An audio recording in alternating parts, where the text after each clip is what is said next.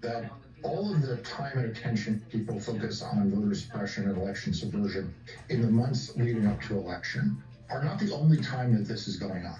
This is going on day in, day out, year in, year out, whether there is something else dominating the news or not. I don't know if you saw in Wisconsin, there's a Republican elected official there or an appointed official there who took credit for suppressing black voters in Milwaukee. So we're seeing lots of different ways that this is playing out.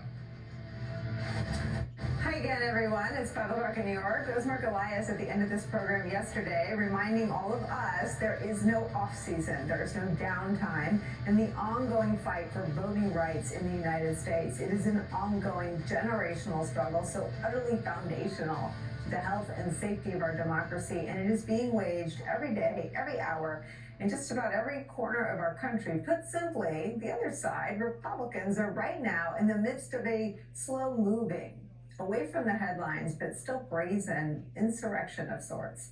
Let's shine a light on it. You heard our friend Mark point a finger straight at the latest, most explicit example of what we're talking about. In an email, something typed and sent to 17,000 people last month.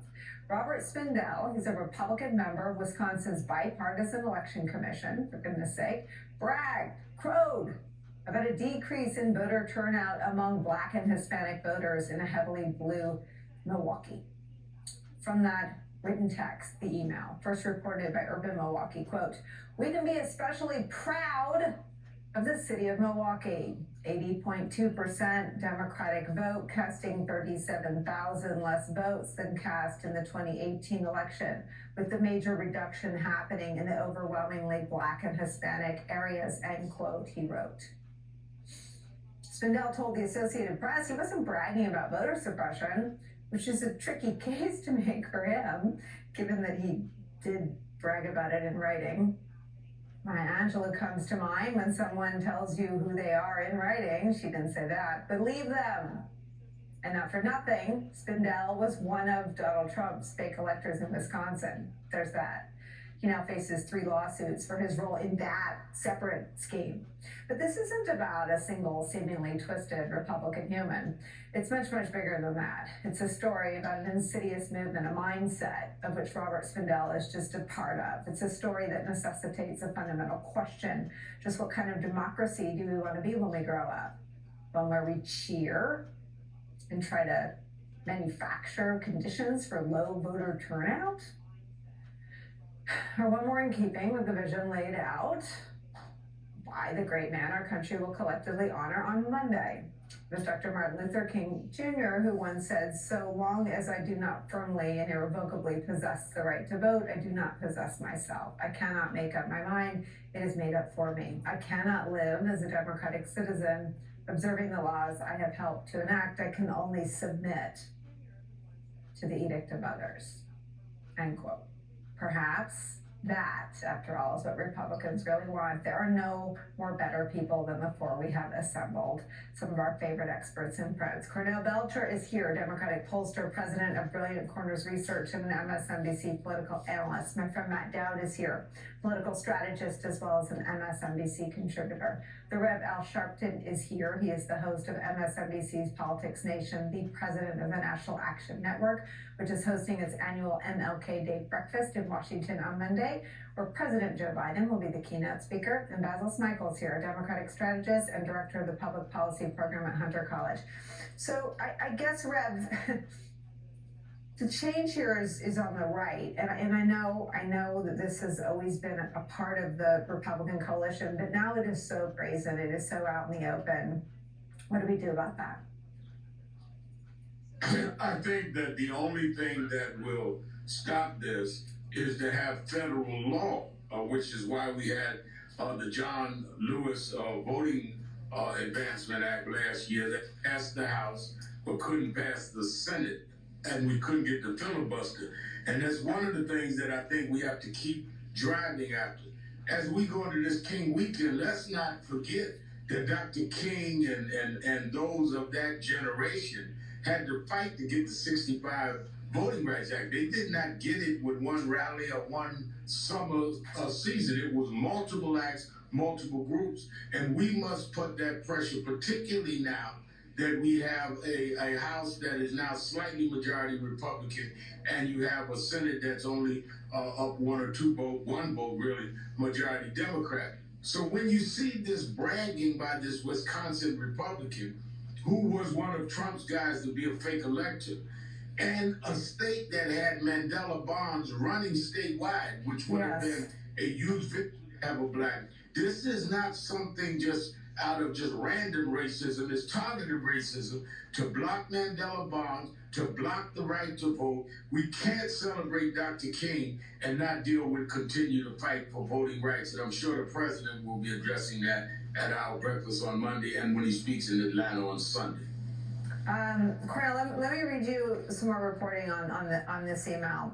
This is from our friend Charlie Sykes in the Bulwark, suppressing the black vote and bragging about it. Quote, Spindell wanted to take credit for the decline, especially the decline in Hispanic and black areas, claiming that it was the result of a, quote, well thought out and multifaceted plan that included biting black radio negative commercials run in the last few weeks of the election cycle straight at Democratic candidates, a substantial and very effective Republican coordinated election integrity program resulting in lots of Republican paid election judges and trained observers, and extremely significant continued court litigation. I mean, this is what we have sought to unearth, all being outed by the Republicans themselves, who are now so proud of their voter suppression and election manipulation that they're sending mass blast emails about it. Well, did you want me or Cornell on? Nicolle, Cornell, you first, and then you, Basil. I'm sorry. You can keep the picture of Basil up there because he's much better looking than I am. You could all be up. Where's everybody? There you are. Thank you. Much better. I don't need to be here, but look at all them.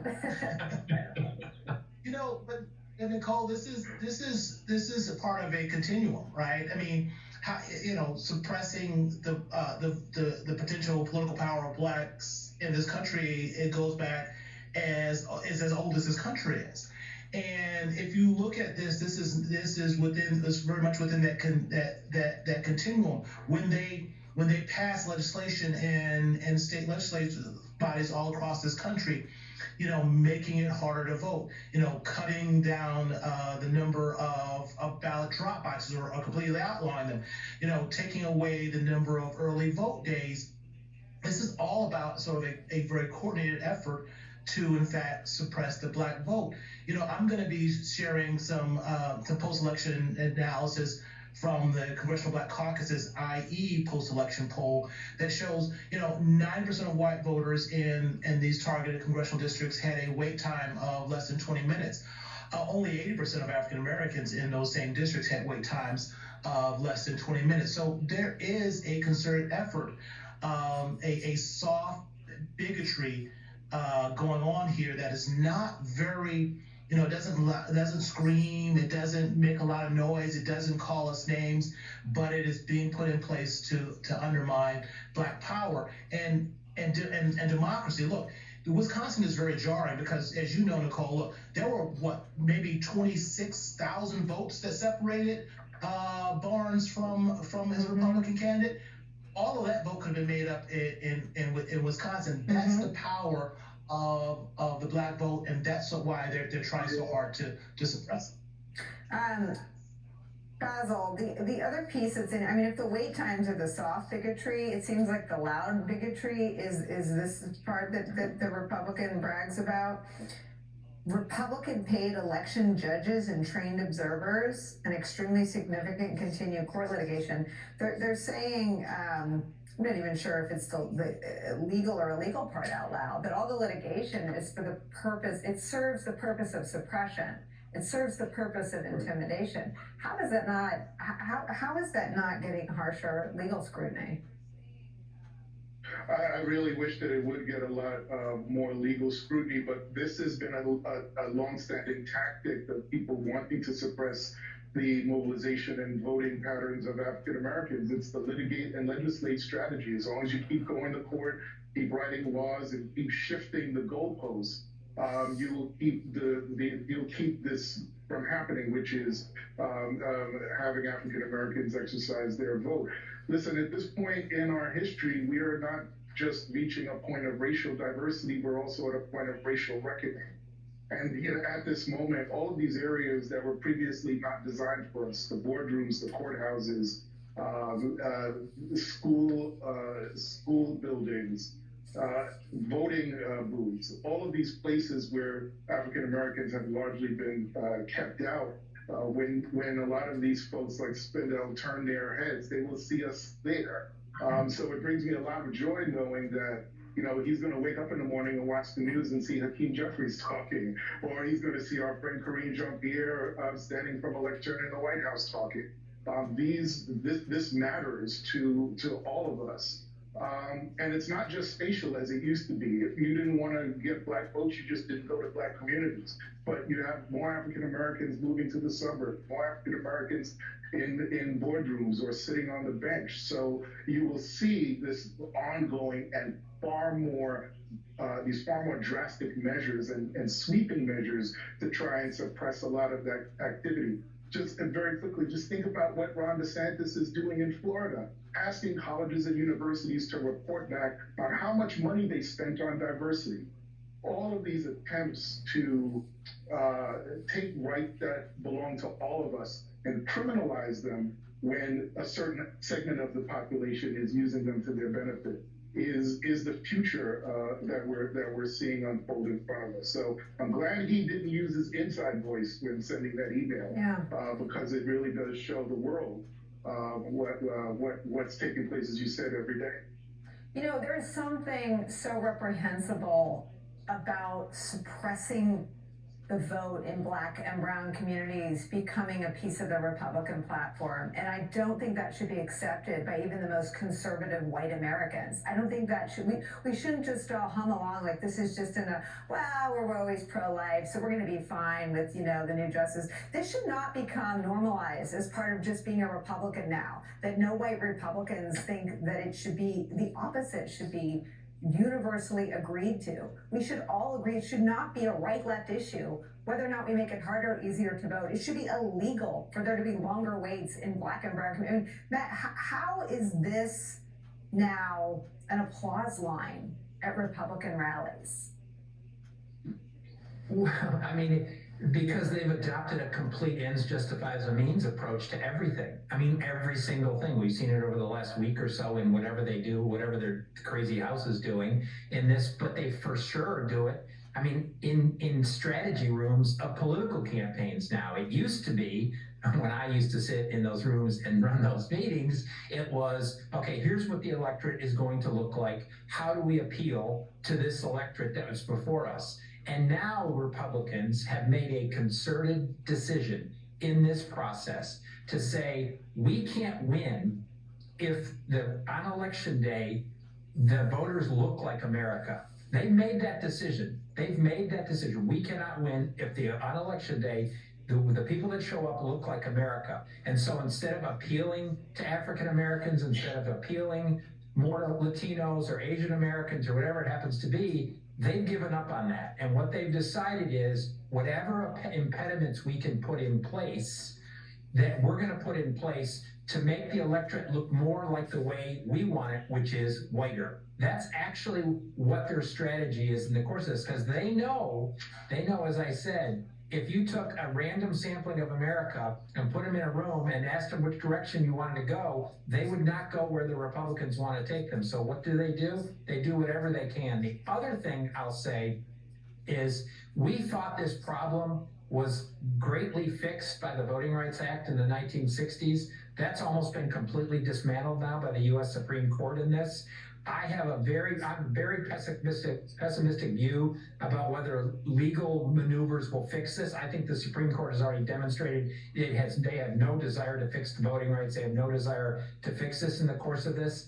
In the end, it's going to be candidates, elected officials, and voters who say, we're fed up with this. We want to hold our politicians accountable. We want to welcome in a multicultural democracy in the course of this, and it's going to be on the voters and the elected officials' back. And finally, just one quick thing. I find it quite ironic that what we heard out of Crazy Carrie Lake and the other nutballs in Arizona after Election Day complaining about voter fraud, and the example they gave about voter fraud was that Republicans had to wait while machines were broken in Phoenix. Republicans had to wait 30 or 40 minutes to vote.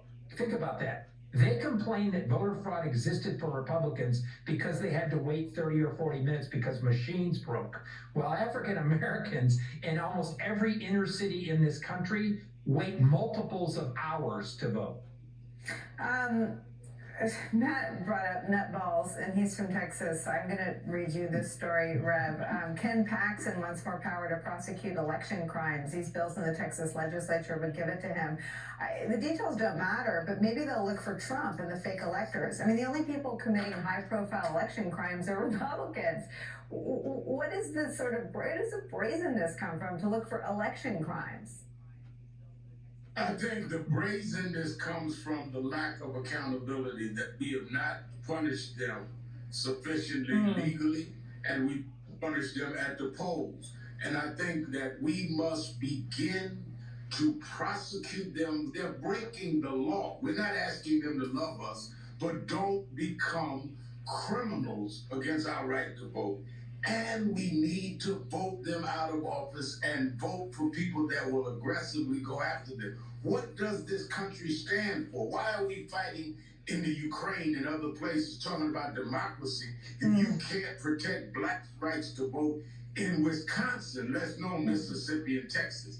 And we can't be ashamed about that. And to have the Republican Party act like it's acceptable and even normal to have this kind of voter suppression, race-based, allowable and not denounced, is showing the normalizing of this. And this is the kind of thing that we need to aggressively and openly confront. Basil, you've all been part of my coverage of the voting rights, the failed attempt to pass voting rights legislation in this country. One thing that always made me uncomfortable is people saying, well, we'll just educate our voters. I mean, they are passing voter suppression laws predicated on a lie about fraud. It is unjust, and it's so unjust that Major League Baseball moved the All-Star game when Georgia passed their voter suppression law, which was the first, but it's been followed by, I think there are up to 430 laws making their way through 48 states. Some of the signals, I guess, about working around it, I know are necessary, and they yielded great results in the midterms, right? But at what point, does sort of the response have to become more intense? Well, it's far past that time for it to become more intense, because we can see the effect of what happens when you take people or push people out of the process, right? And to Rev's earlier point, it's about accountability. If people are not held accountable, they're going to feel like they can keep doing this over and over and over again. Maybe you hit them in the wallet, maybe that helps, but certainly deny individuals the opportunity to hold elective office or to be able to run institutions certainly is a very important step in that direction. And I would also say that over the course of over time, as Rev would know and everybody on this panel would know, when you think about mobilization and teaching people how to vote and what to do to make a plan, we heard that a lot in 2020. It's always bothered me that we don't spend as much time as we need to teaching and creating the culture of civic participation as early as possible in our young people. Because there's going to come a point in time when I and others we're not going to step aside, but we're going to really hold the next generation accountable for continuing this work. And we need to make sure that that culture of civic engagement is taught as early as possible. We even saw that with the children affected in the Parkland shooting. Mm-hmm. You saw how quickly they were able to mobilize around the issue of gun control. Imagine if young people were doing that, and they are, but imagine if more young people were doing that all across the country and saying, I can't vote, but the adult in my life can, and take them to the polls. If we do that, then I think we have a greater impact on changing the culture at an early age, and hopefully, you know, in the next 10 years, we won't be talking about it. Well, and there's so much room there, right? I mean, they don't vote in enough numbers to really flex all the political muscle that they have and could have. And who knows that Republicans, which is why they want to make it next to impossible to vote where you go to college. To be continued. Thank you all so much. Basil, thank you for starting us off. Cornell, Matt, and the Reds stick around. When we come back, there's a brand new report from the Anti-Defamation League. It finds a surge of anti-Semitic beliefs in America. We take a look at this frightening rise of anti-Semitism in the U.S. and a political party that is complicit in that rise. Plus, Trump famously told them to stand back and stand by, and that is exactly what they didn't do. That's according to the opening statement by federal prosecutors in the seditious conspiracy trial of 5 Proud Boys. Prosecutors say that instead, on January 6th, they mobilized. We take a closer look at what's coming out of this explosive, consequential trial. And in yet another parallel between last weekend's attack on Brazil's government with the Capitol insurrection, Brazil's current president says some in law enforcement are sympathetic to the rioters, even letting them inside the buildings. Now he says they're weeding out the Bolsonaro loyalists from Brazil's security forces. We'll have a live report from Rio de Janeiro. Deadline White House continues after a quick break. It's Friday around here. Don't go anywhere.